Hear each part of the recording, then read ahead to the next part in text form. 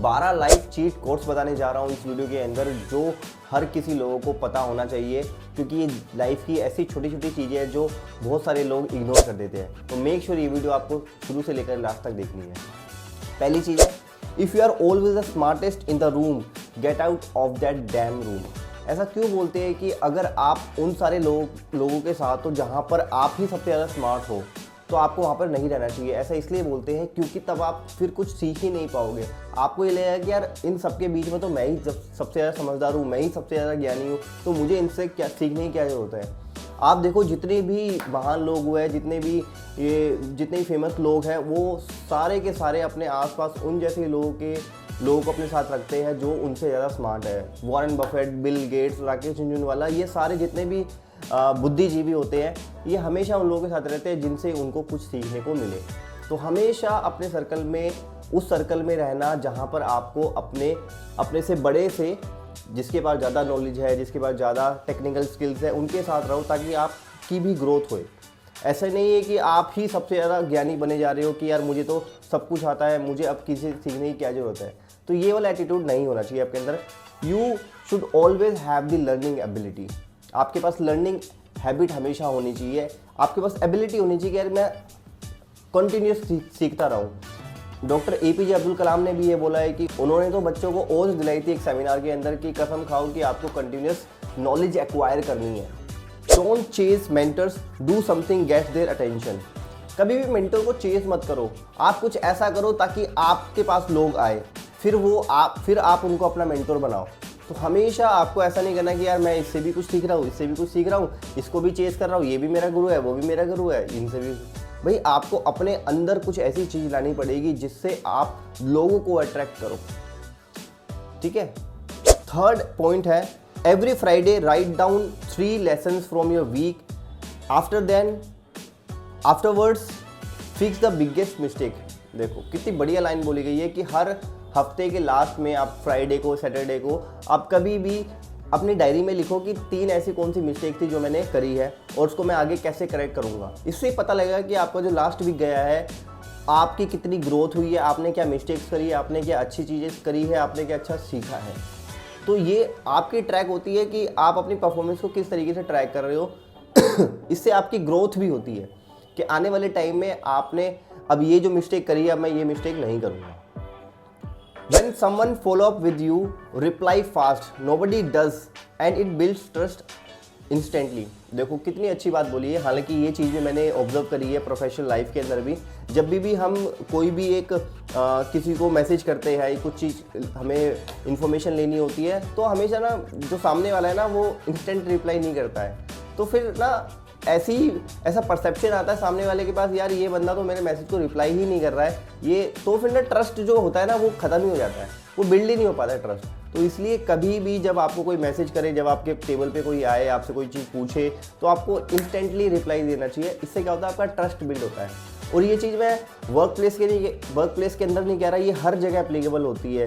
जब भी कोई आप रिलेशनशिप में बैठे हो, दोस्तों के साथ बैठे हो, या फिर आप किसी भी गैदरिंग में बैठे हो, कोई भी आपके पास आता है तो हमेशा उसको फास्ट रिप्लाई देना होता है ताकि आपका रिलेशनशिप बिल्ड हो सके। End of every work day write down tomorrow's top 3 priorities on a sticky note.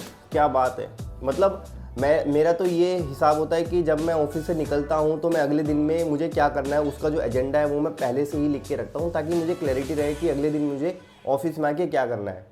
तो आपको भी क्या करना है, हमेशा 2-3 ऐसे पॉइंट्स लिखो कि यार कल मुझे क्या काम करना है, कल सुबह उठ के मुझे क्या क्या चीज़ें करनी है।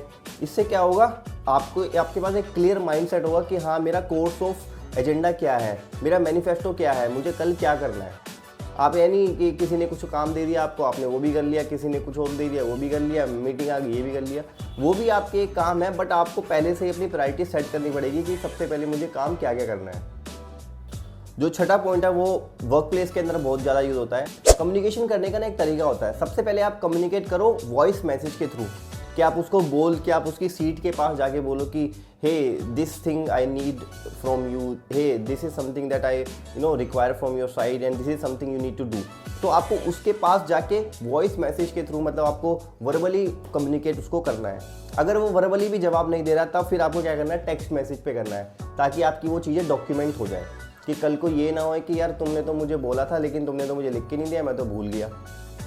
तो सबसे पहला था आपने वॉइस पे उसको बोला कि उसको नहीं माना, तो फिर आपने टेक्स्ट पे बोला। अगर वो टेक्स्ट पे भी रिप्लाई नहीं कर रहा है, मतलब आपकी पिंग पे, आपके चैट पे भी वो रिप्लाई नहीं कर रहा है, फिर आप उसको ईमेल कर दो कि अब तो प्रॉपर डॉक्यूमेंटेशन हो गई है कि भाई मैंने आपको इतना एज डिस्कस करके बोला था लेकिन फिर भी आपने नहीं करा। तो इससे क्या होता है, आपका एक ट्रस्ट बिल्ड होता है कि आपने पहले वर्बली उसको बोला, फिर चैट पे आपने उसको याद दिलाया, फिर आपने उसको ईमेल करी। So this sort of process of communication builds trust. 7वीं चीज है, say no to every call without a clear agenda, time is non refundable. ये पॉइंट भी वर्क प्लेस के लिए है, मोस्टली वर्क प्लेस में होता है। आपको हमेशा कोई भी बुला लेता है मीटिंग्स के लिए, कभी भी ऐसे नहीं जाना चाहिए। आपको एक क्लियर एजेंडा होना चाहिए। Without knowing the agenda you should not go any sort of meeting. Clear से नो कि अभी मैं काम कर रहा हूँ, अभी मैं नहीं आ सकता, प्लीज़ रीशेड्यूल दिस मीटिंग। क्योंकि आपकी भी कुछ प्रायोरिटीज़ है, आप भी पहले से कुछ काम कर रहे हो। अगर आप सबके बोलने पे ही तुरंत उठ के चले जाओगे तो इससे क्या होगा, आप जो काम कर रहे हो उसकी अहमियत कम हो जाएगी उसके दिमाग के अंदर। वो ये सोचेगा कि यार ये तो कुछ कर ही नहीं रहा है, मैंने इसको बुलाया, ये तो मीटिंग में आ गया। और ऐसा एक नहीं बार, 2 बार नहीं, 3 बार, ऐसे हर बार हो रहा है। तो एक माइंड में परसेप्शन जाता है और आपका वो जो टाइम चला गया वो तो चला गया और आपका काम भी रह गया। तो हमेशा आपको ये नहीं करना है। सबसे पहले आपके पास क्लियर एजेंडा होना चाहिए, प्री शेड्यूल्ड मीटिंग होनी चाहिए, उसके बाद ही आप मीटिंग में जाओ। 8वां पॉइंट है, before you buy another course rewatch the last one and actually do it. हम लोग क्या करते हैं ना, कोर्सेज खरीदते रहते हैं, किताबें खरीदते रहते हैं, लेकिन पिछली वाली जो किताब पढ़ी है और पिछला जो कोर्स खरीदा है उसको तो हम पढ़ते ही नहीं है। तो हमेशा जब आप नया कोर्स खरीदो, नई किताब खरीदो, कुछ भी चीज़ करो, तो सबसे पहले जो आपने पहले चीज़ खरीदी हुई है उसको पहले पढ़ो, उसको पहले समझो वो क्या है। 9th पॉइंट है, if you would not trade places with someone stop taking advice from them. भाई अगर आप दूसरों की बात ही नहीं मानते हो, जिन लोगों ने आपको एडवाइस दी आप उनकी बात ही नहीं मान रहे हो, अपने बड़ों की बात नहीं मान रहे हो, तो फिर आपकी एडवाइस लेने का फ़ायदा क्या है जब आप उनकी बात ही नहीं मान रहे हो। तो हमेशा आपको याद रखना है कि भाई सबसे पहले तो अपने बड़ों की बात माननी चाहिए। जो भी आपके पेरेंट्स कह रहे हैं, जो भी आपके टीचर्स कह रहे हैं, बड़े भैया कह रहे हैं, बड़ी बहन कह रही है, आपके जो भी बड़े लोग हैं वो आपको अगर समझा रहे हैं तो वो आपके भले के लिए समझा रहे हैं। तो प्लीज़ उनकी बात माना करो। और आजकल ऐसा भी है कि भाई आप ये नहीं कि अपफ्रंटली पूरी की पूरी उनकी बात मान लोगे, अपना दिमाग भी आपको यूज़ करना है, क्योंकि आजकल ना ज़माना बहुत बदल रहा है। जो इन्फॉर्मेशन उनके पास पहले थी वो हो सकता है कि इस टाइम में ये जो इरा चल रहा है वो अभी रेलेवेंट नहीं है। तो आपको उनकी एडवाइस भी लेनी है और अपने अकॉर्डिंगली उसको मोल्ड करना है और फिर डिसीजन लेना है। लेकिन अभी ऐसा भी मत करना कि सामने वाला आपको एडवाइस दे रहा है और आप उसको ऐसा फील करा रहे हो, अरे यार तू कौन होता है मुझे एडवाइस देने वाला। तो ये वाला एटीट्यूड भी आपके अंदर नहीं होना चाहिए। 10th पॉइंट है, keep a wins document updated weekly, read it when you feel like quitting. क्या बात कही गई है। मैं हमेशा मोस्टली ऐसी अपने पास नोटबुक रखता हूँ और उसमें मैं लिखता हूँ कि इतने साल में मैं यहाँ तक पहुँच जाऊँगा, इतने साल में मैं यहाँ तक पहुँच जाऊँगा। तो आपको भी एक ऐसा डॉक्यूमेंट, एक ऐसी डायरी उसमें लिखनी चाहिए जिसमें आप अपने सारी अचीवमेंट्स लिखो कि मैंने ये अचीव किया है, मैंने 12th में इतने मार्क्स लिए, मैंने CA ये कर ली, मैंने ये अचीव करा, मैंने वो अचीव करा। इससे क्या होगा ना कि आप अपने बारे में एक पॉजिटिव ऑरा क्रिएट कर रहे हो, आपके माइंड के अंदर डोपामिन क्रिएट हो रहा है, पॉजिटिव डोपामिन क्रिएट हो रहा है, जो आपको हेल्प करेगा उन सिचुएशंस में बचाएगा जब आप सोच रहे हो कि यार अब क्या ही करूँ, मैं डाउन हो गया, मैं लो फील कर रहा हूँ, अब मैं इसको छोड़ देता हूँ, क्विट कर देता हूँ। उस टाइम पे आप अपनी उस डायरी को खोल के देखें और उसके अंदर चीज़ें लिखी जो हुई है उसको आप पढ़ें, तब आप देखो फिर दोबारा से खड़े हो जाओगे। आप फिर वो अपनी सारी एनर्जी गैदर कर लोगे और फिर दिखा दोगे कि हाँ यार इसको तो मैं कर सकता हूँ। तो हमेशा अपने बारे में पॉजिटिव चीज़ें आपको अपनी डायरी में लिखनी चाहिए और अचीवमेंट्स लिखो, ताकि जब वो डाउन टाइम आए, आपका लो टाइम आए, तो आप उस डायरी को पढ़ो और फील करो कि हाँ यार I can do anything. 11th है, introduce 2 smart people to each other weekly without asking for anything. क्या बात है, मतलब ये ऐसा पॉइंट है तो मैं खुद भी नहीं करता हूँ, क्योंकि बहुत ही रेयर चांसेस होते हैं जब ऐसी चीज़ें कंडीशंस होती है कि भाई आप 2 बुद्धिजीवी लोगों को आपस में मिलवा रहे हो, जबकि आपका उसके अंदर कोई रोल ही नहीं है, आपको कुछ वहाँ पे मिलना ही नहीं है। मैं एक जगह कुछ पढ़ रहा था तो वहाँ पे ये बताया गया था कि एक कॉमन फ्रेंड था वॉरेन बफेट का और बिल गेट्स का, तो उसने उन दोनों को मिलवाया था। मतलब मेरे को अभी तक नहीं पता लगा कि उस बंदे का उनसे क्या बेनिफिट हुआ है, बट उसको कहीं ना कहीं ये चीज़ें थी कि अगर मैं 2 इंटेलिजेंट लोगों को मिलवा दूँ तो ये कितना अच्छा रहेगा।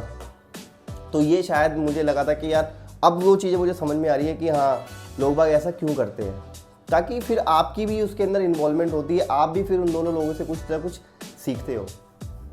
12th और लास्ट पॉइंट है, start every morning with 10 minutes of silence and no brutal questions, where am I playing small.